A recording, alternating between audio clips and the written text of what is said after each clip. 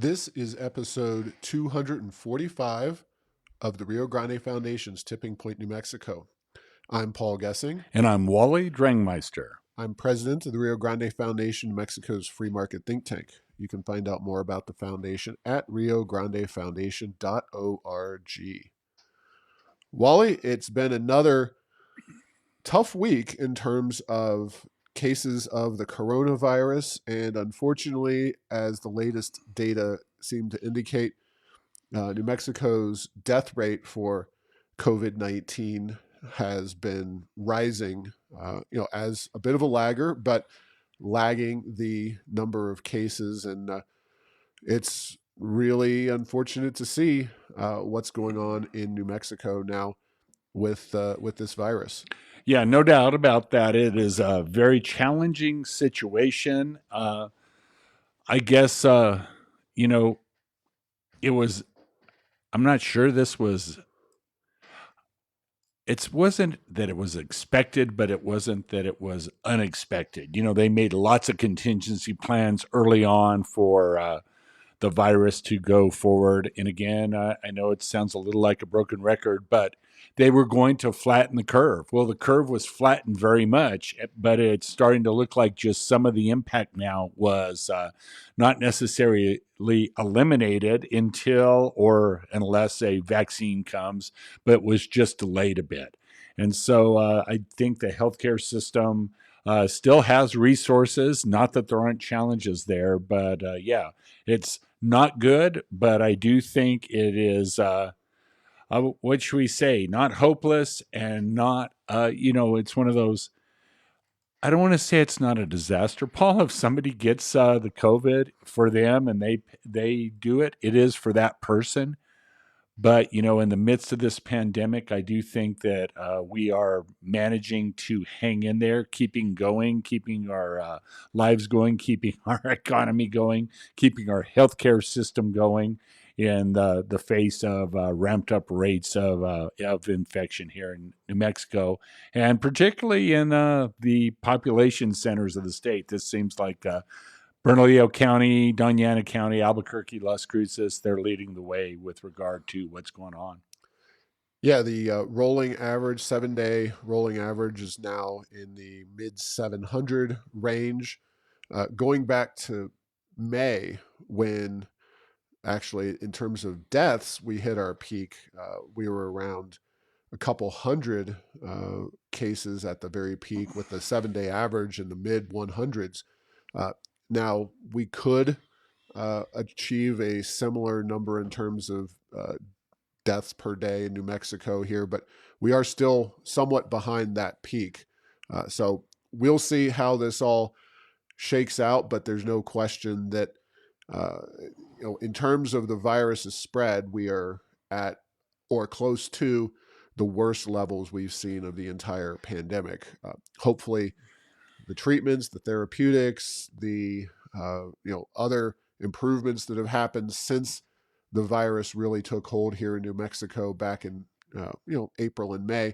Hopefully, that's all getting better, and it's going to save lives, and this too shall pass. But tough stuff. Now, Wally, I took the guessing children out for Halloween against the governor's advice or threatening texts, and she sent out the governor, someone in the governor's office sent out not just a text like vote for Trump or Biden Yeah. kind of stuff, but this was the kind that makes a special noise on your phone that when there's a child or an elderly person missing, they send you this. I can't imagine that it being, I think it was the day before Halloween, the Friday before Halloween.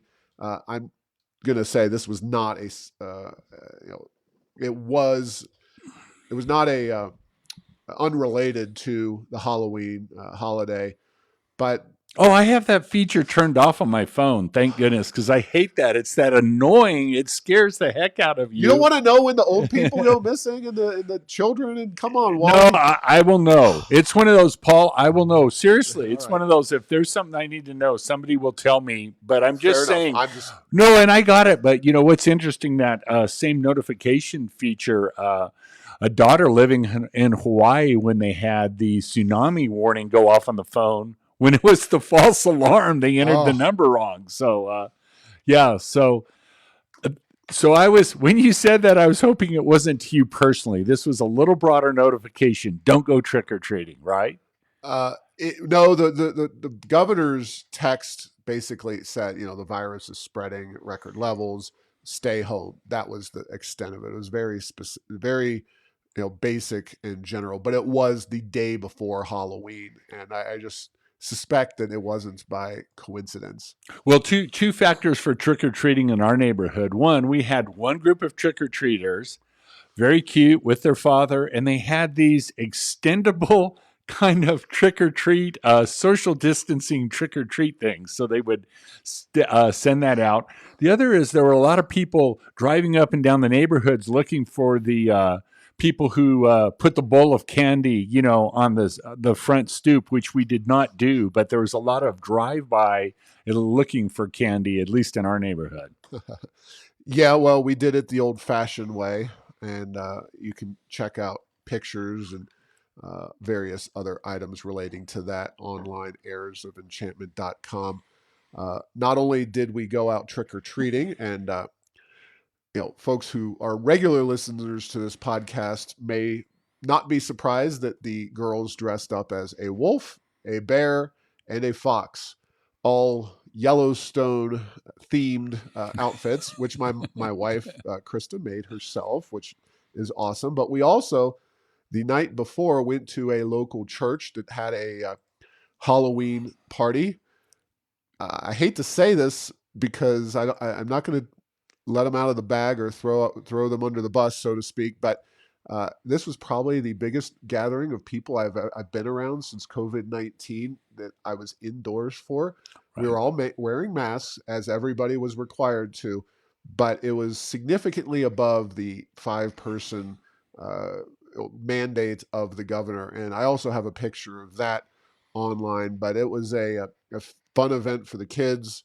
Uh, it was great to be out and about and seeing people, even though everybody was all masked up, and there was even APD outside the front door helping with crowd control. That was right down the street was a local church had a balloon glow and a whole deal going with driving through and seeing various Halloween displays, if you will. I didn't get to do it. I just know that it caused quite the tie up on Coors Boulevard Yeah. on Friday and Saturday night. So, uh, my neighborhood, a lot of people did the socially distancing. And this is the difference between you know, making recommendations, acknowledging the seriousness of the situation, and then doing the best you can to go about living your life.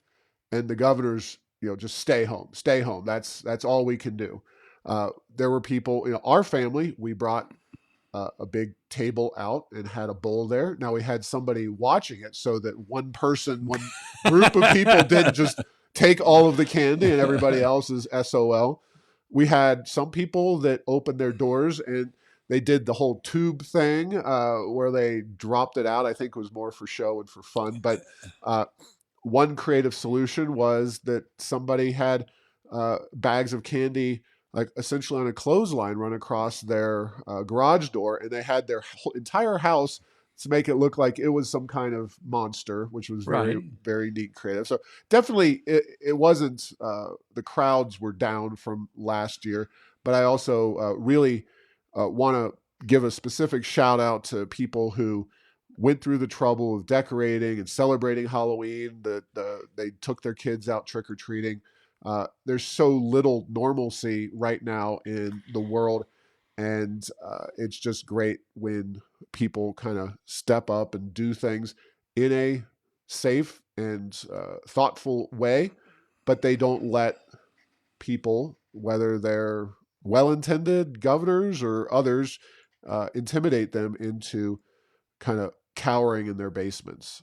Yeah, and I've been thinking a bit about some of those things, and I do think, Paul, one of the things that I've thought about is there's a big difference in terms of leadership and how people respond to it between do what you want to do, but do it this way as opposed to don't do anything. And I do think that that is maybe an issue that we're having here in New Mexico because, you know, and or the things that we've been told, these are other possibilities that masks really don't make much of a difference. And so whether everyone wears a mask and whether they don't, it may not have a whole lot of impact. But the other factor is that where does COVID come from and how do you get it and how's it transmitted and what's the role that families play and unsupervised events? You know, bars are closed, restaurants are on way reduced schedules and timing and services. You know what's going on out there, and I will be the I'm not the one who knows whether the COVID time friendly raves are going on out there in Albuquerque, but I have a suspicion that there's some rather large events where people are not really even acknowledging that this is a problem, may have something to do with the spread here in New Mexico.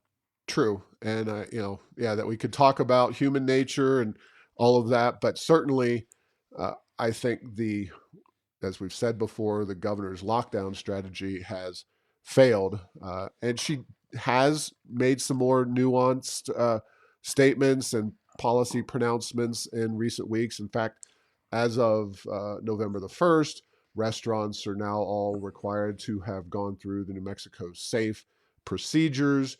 So, some more targeted, projects and prospects being implemented into how we address COVID-19, both individually and as businesses.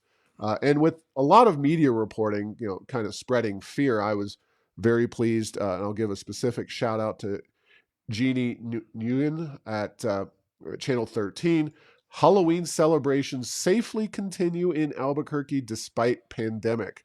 And that's the kind of headline that warms my soul because so many times you just get media outlets saying people dare to trick or treat and do normal things without governor's permission. There's a very strong willingness among many media outlets to just kind of echo whatever the governor is saying and doing on these issues. And I'm glad to see that story of real people dealing with the pandemic in real ways, doing so safely, and also celebrating Halloween, but more importantly, celebrating Halloween with their children, which I think Halloween is one of the fun holidays. It's one of those holidays that when I was a kid, Halloween was a kid holiday. Yes. In recent years, it's definitely become one of the biggest holidays, red letter day on the calendar for people of all ages, and it's something that everybody looks forward to nowadays. But definitely for kids, it's something you can't take it all away from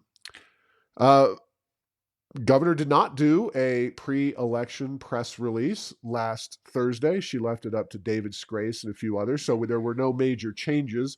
I again suspect this may be more of an election non-discussion than anything else. I think we're all waiting for the hammer to fall after Election Day, but we don't know what that is going to look like, Wally. So we're just going to have to wait and see. But it was interesting that the governor did not do a press conference before the election, despite record levels of COVID-19. I mean, as bad as it was the week before when she did speak and had new restrictions, it was even worse this past week, and no new pronouncements.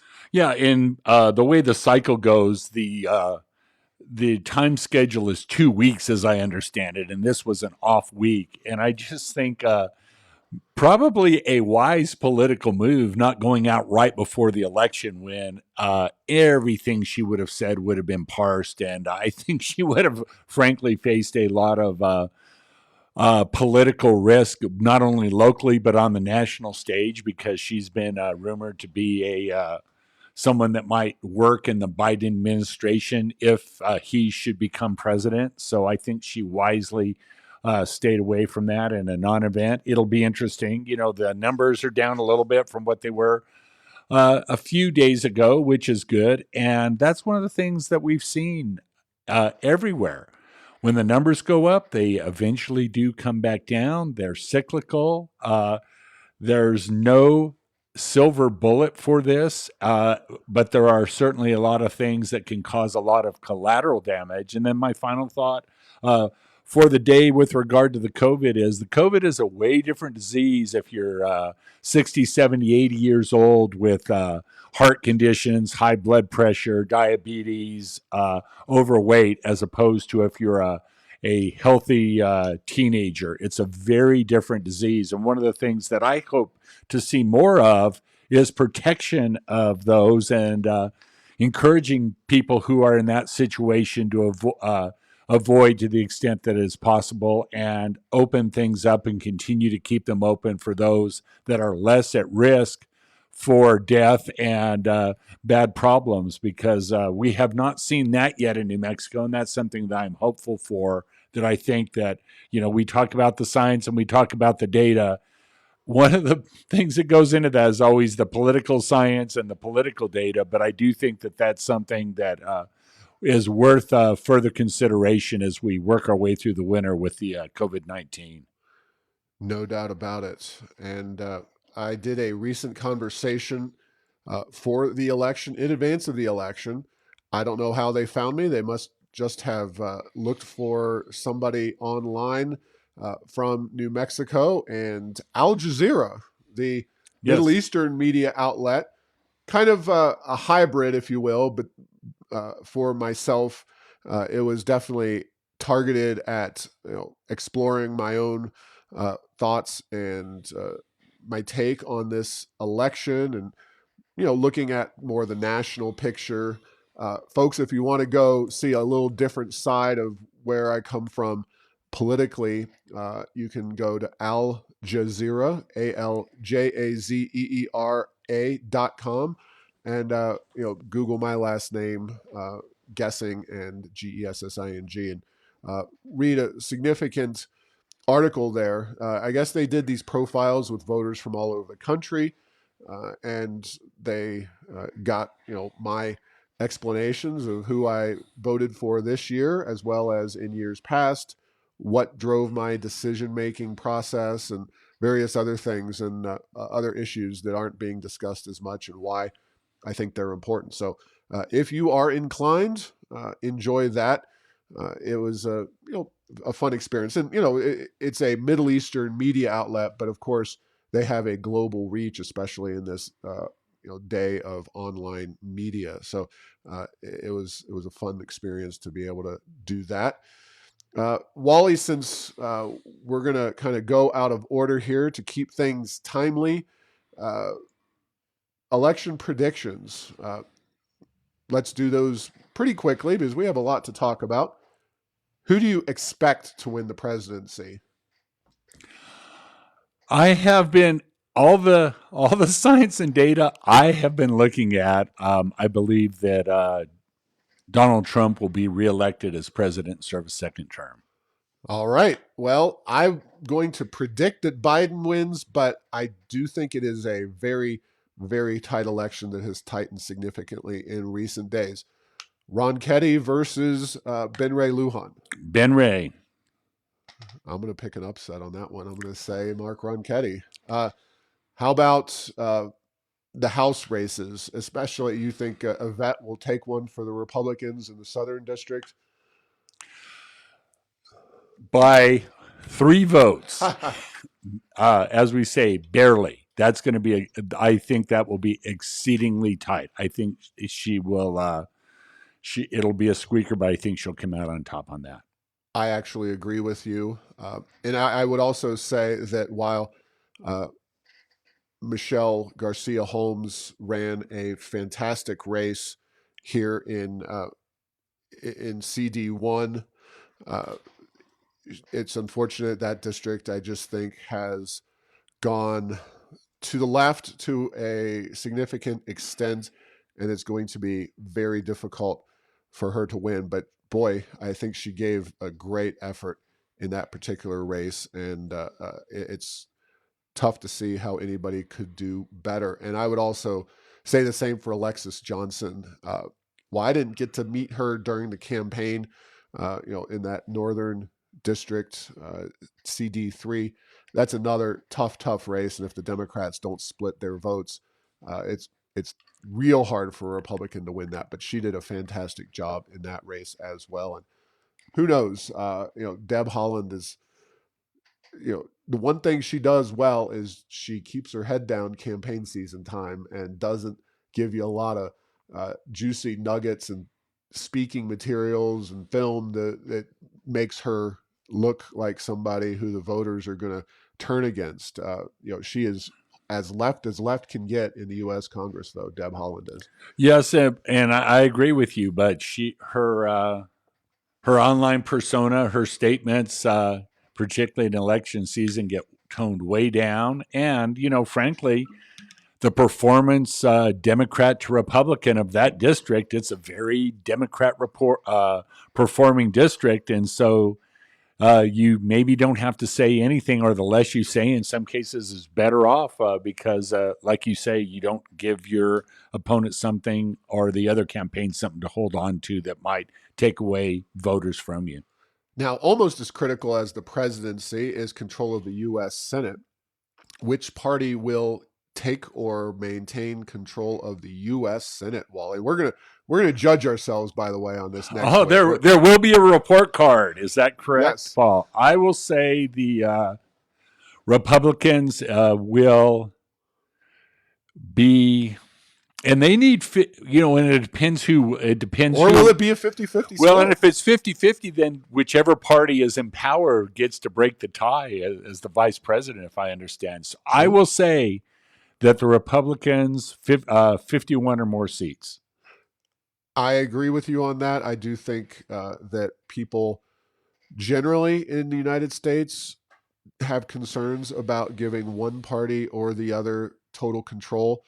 And on the margins, I think enough people will vote. Plus, if Ron Ketty, as I previously said, The wins, huge then upset. I think that would be enough to give the Republicans that extra seat. But in New Mexico legislature, I mean, is there any chance that the Republicans take over one of the two branches?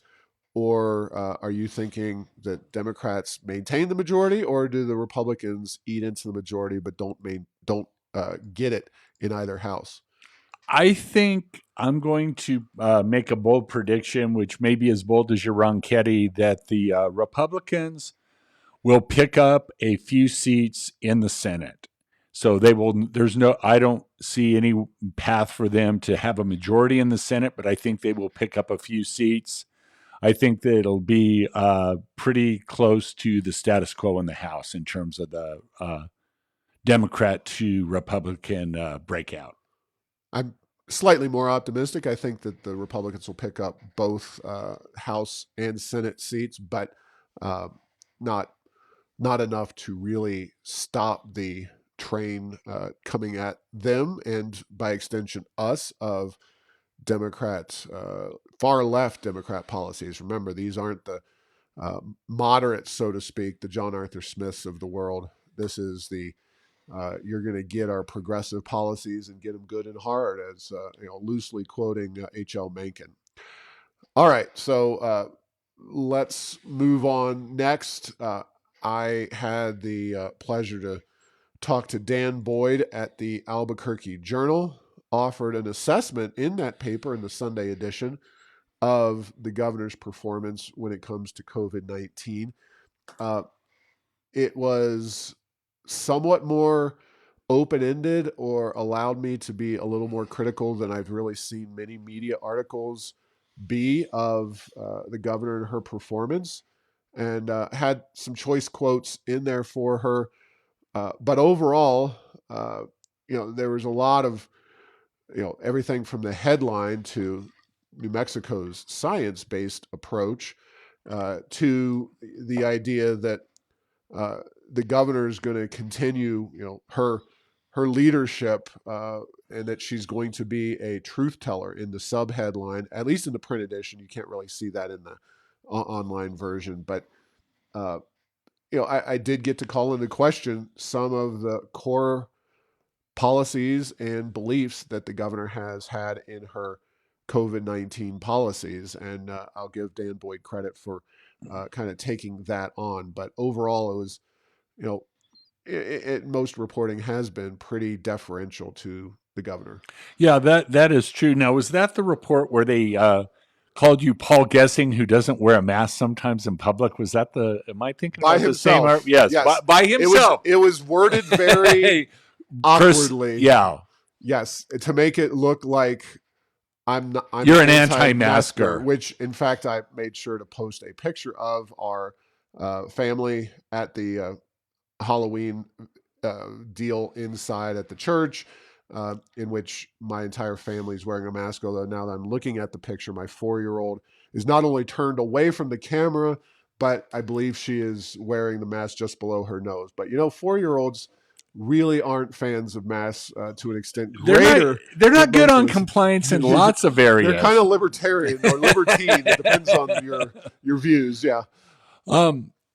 So it is interesting. You read the article, so what I'm did you read the think? article. So I think those, there are criticisms here. One of the things I've always said is, what is the right thing to do? You know, it's interesting.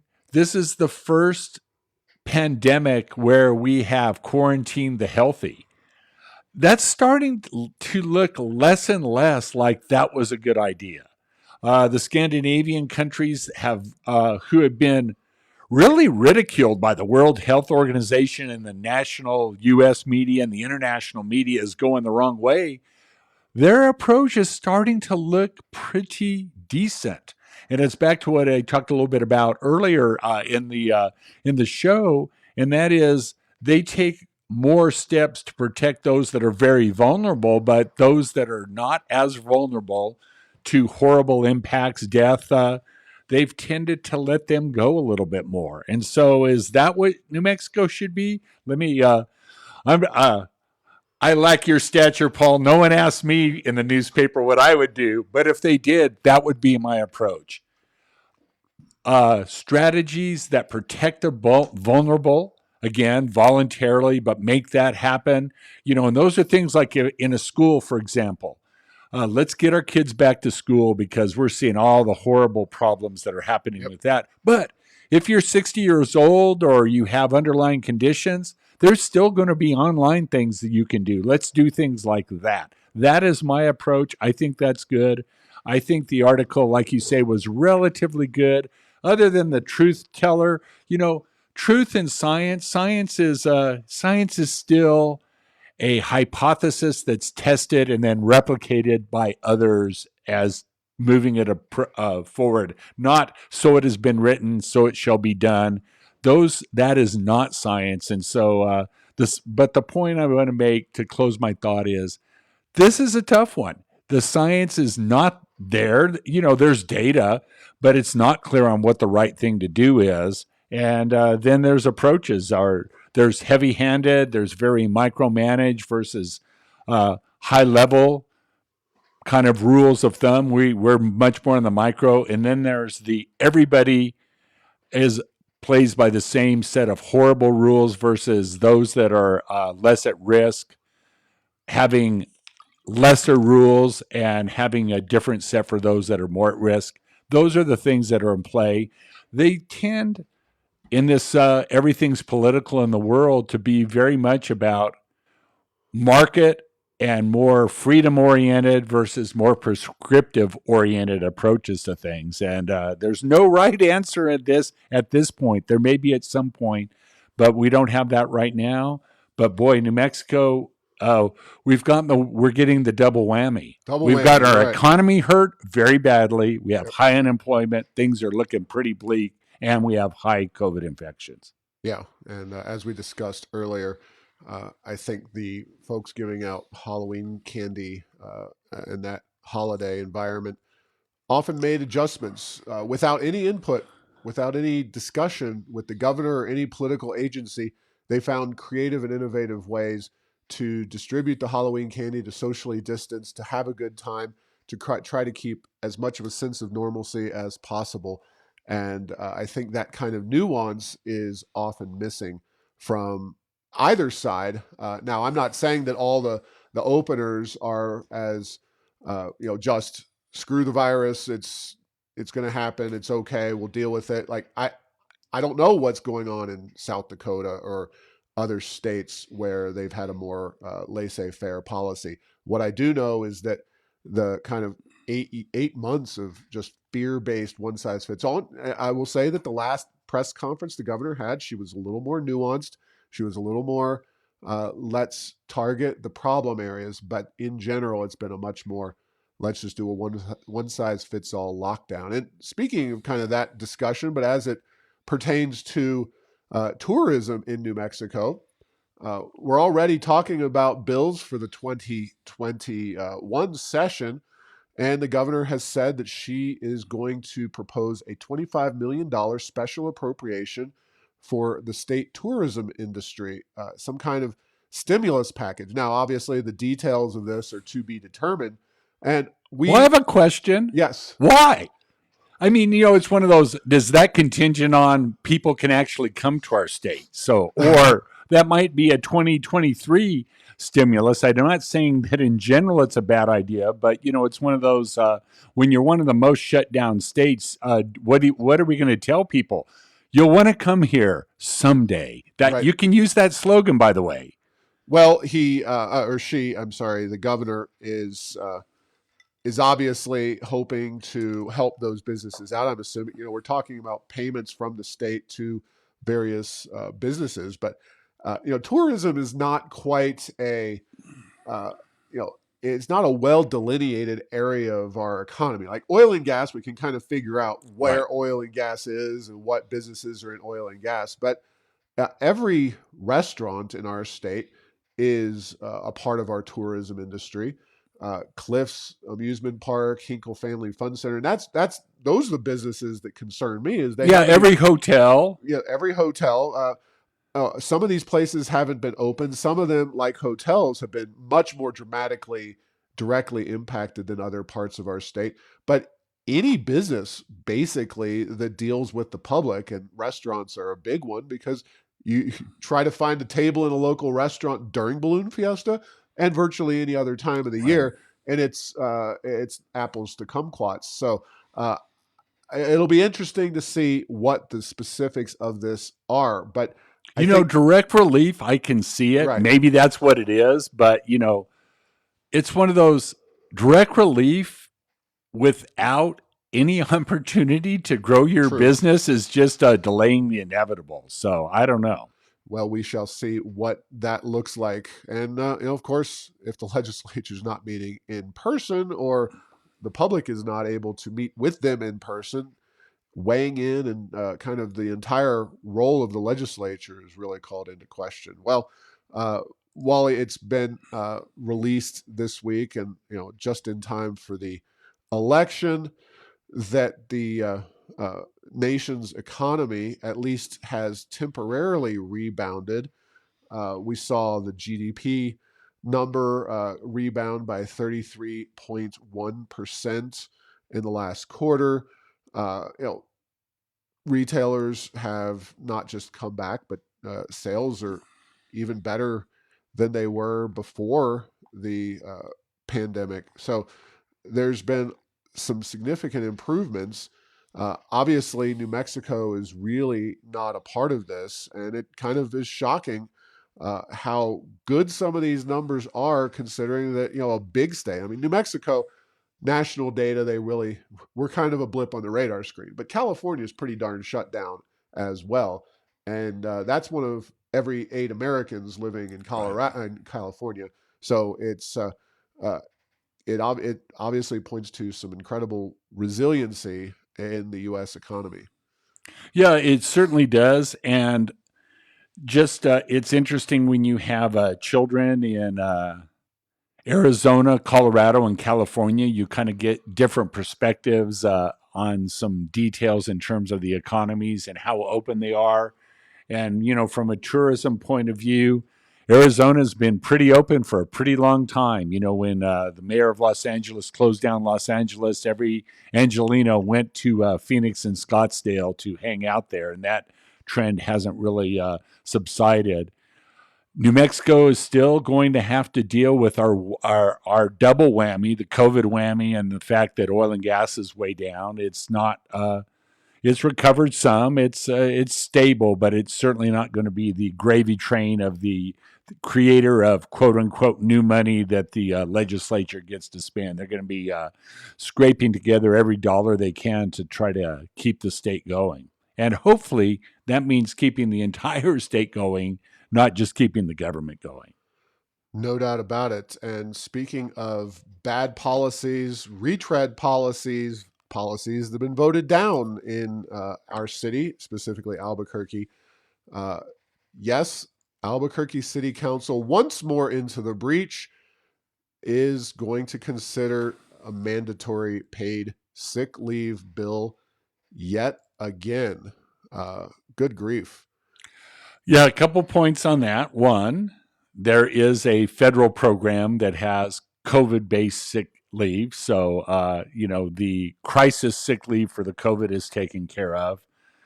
The fact that small businesses that are impacted by this in New Mexico are facing an increase in the minimum wage and this potential new piece of legislation, this city ordinance, couldn't come at a worse time when unemployment is quite bad in Metro Albuquerque. This won't make it better, won't accelerate, and I don't know. Will this go down again? The business community has fought this off in the form of several forms, and this is just the latest one. So surprising, but it's kind of the progressive agenda doesn't take a break for anything. So it No, doesn't it matter does. if there's high unemployment and businesses are going bankrupt around us left and right. We're going to go ahead and push this through. For what reason, we're not sure, but it does look like they're back. They're back one more time.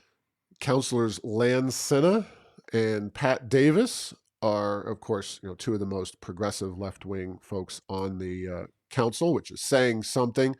Senna is the replacement for uh, Sanchez, Ken Sanchez.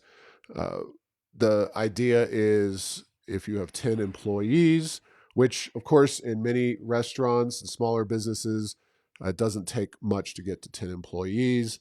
So that's a pretty small business we're talking about. And then it says by 2022, there would be a requirement that even smaller businesses get mandatory paid sick leave. Uh, we'll see what the schedule looks like. Something in the Albuquerque Journal article did catch my eye. We haven't talked too much about the Albuquerque Chamber of Commerce. For good reason. Yeah, and I'm not gonna uh, go into too much detail, but oftentimes we've kind of just felt that they weren't necessarily as driven by free market and the advocacy kind of position for all businesses in our city, that they've kind of been willing to take a very soft line, maybe working behind the scenes, hopefully to improve things or Yeah, something. Very yeah. compromised. And I think largely, yeah, I think you nailed it. Very soft advocacy. Right.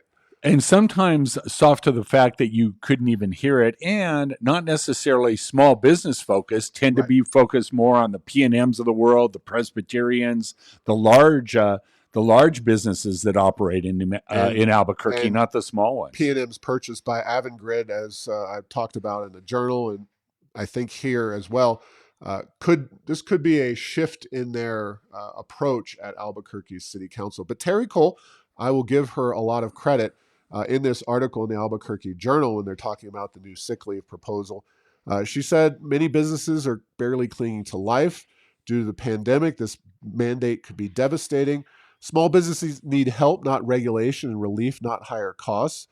And she said it's grasping, unserious, and disappointing. So good to see Terry Cole of the Albuquerque Chamber of Commerce speaking out very forthrightly and strongly against this mandatory paid sick leave proposal. And The I best could, quote probably ever seen from her. I I, would I I would would go. concur. What do you think? Yeah, So I yeah, concur. yeah, She really is laying it out there, and this is for a lot of businesses at this point. To take a Dallas Cowboy metaphor, this is like that Atlanta Falcons game where they're kicking the onside kick. yeah, This is where we are in the football game for a lot of these businesses. It's not like a Hail Mary. We're talking about they need to recover the onside kick and then make a Hail Mary in yeah. order to survive. And the idea that this is a good time to impose all kinds of new regulations. And as we talked about last week, you just mentioned the unemployment or the minimum wage issue also kicking in with a significant raise in the minimum wage at the end of 2020. It's really rough out there already, and it shows you how tone deaf and ignorant, quite frankly, at least Senna and Pat Davis are. And I don't think either of us have ever mistaken Senna, Pat Davis, or Isaac Benton for his part as economic geniuses. But the idea that they would keep moving forward on this legislation just is it's atrocious, and it's one of the reasons that our city, our state remains among the highest on all the bad lists and the lowest on most of the good lists. Yeah, as you're going through that, it's like the song from Annie came to mind. It's a hard knock life to be a business right now here in New Mexico, and yeah, hopefully cooler heads will prevail. The proponents of the Albuquerque city councilors, and not throw this in there right now. And Wally, one last talker for the afternoon. PNM has announced that it is getting out of the Four Corners power plant. Now, it's often confusing because we have two coal fired power plants, both of which are located in the Four Corners. One is the San Juan Generating Station, which has received quite a bit of attention, which is supposed to be closed in the middle of 2022. But Four Corners is a separate coal fired power plant. Across the valley, as it were, literally. Yes, So, within a few miles of the San Juan generating station. PNM has a 13% share of Four Corners, which they co-own alongside Albuquerque Arizona, APS, the other the APS, other APS. Arizona Public Service. And the long story short is that PNM makes a bunch of counterfactual statements about how much they're going to save all of us ratepayers based on their getting out of this coal power plant by 2024.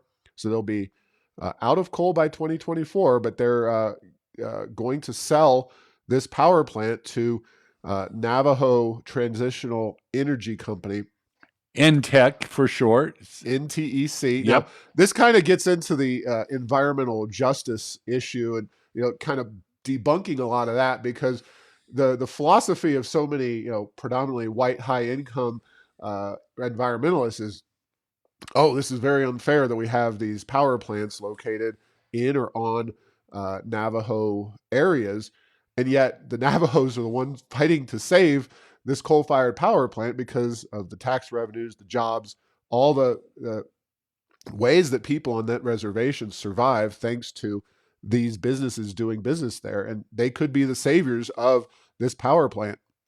Yes, it is fascinating. You're exactly right. So this is it goes against that argument completely. And I've seen there's been two or three studies in the past several years about the impact of the jobs at San Juan Generating Station, as well as in the broader industry in the Four Corners region. And one of the things is because there is a lot of poverty on the Navajo Nation, is that the number of people supported by a power plant or a coal mining job tends to be much higher in that part of the world than the number of people to be supported by a similar job here in, say, Albuquerque or Las Cruces. Yeah, Intech, as it were, is going to get a $75 million payment uh, from PNM, plus looks like another $16 million in economic aids, additional funds to the Navajo Nation. So, uh, yeah, and the question I think is going to be, will this power plant then in the future be used to help keep our power grid and the lights on here in New Mexico, as we make this what is bound to be a fraught transition to renewable power. I think the environmentalists are the ones that are much like Charlie Brown and Yeah. Lucy in the football. They're the ones that are going to be the most upset about this because uh, politically they can't really touch the Navajo Nation.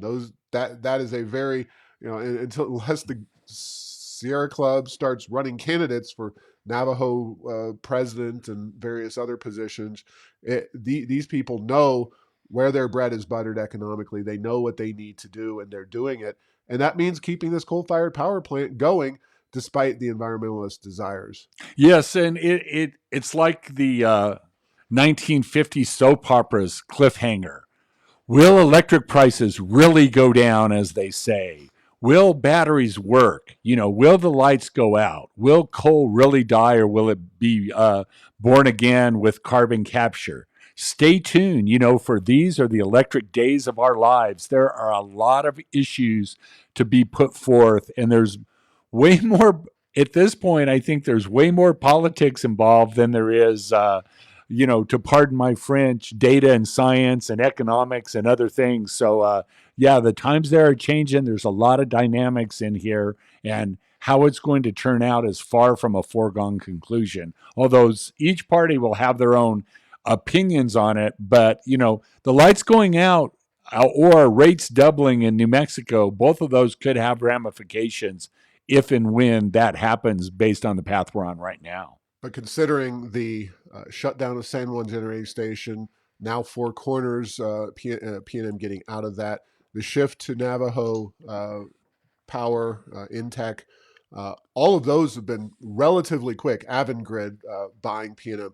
So a lot of events happening relatively quickly. And, 2022 summer will be here before we know it. And 2024 is not far behind. And that's when the rubber will truly hit the road. We won't know the real outcomes from the utility and the ratepayers' perspective until then. But yeah, almost not a week has gone by recently where we haven't had a significant announcement relating to PNM and its various power sources or its finances and whatnot. So interesting times and certainly more to discuss. And I thought we had a great conversation about that on the interview with Larry Behrens and Dax Contreras last week, talking about some of the big issues. And things are just continuing to evolve. So thanks for listening to this week's show. Make sure to get the latest edition of Tipping Point New Mexico by subscribing to Apple Podcasts, Stitcher, and Spotify. You can post or comment on this and other episodes on Facebook and Twitter, and tell Google Home to play Tipping Point New Mexico. Thanks to Path 3 Marketing for producing this show.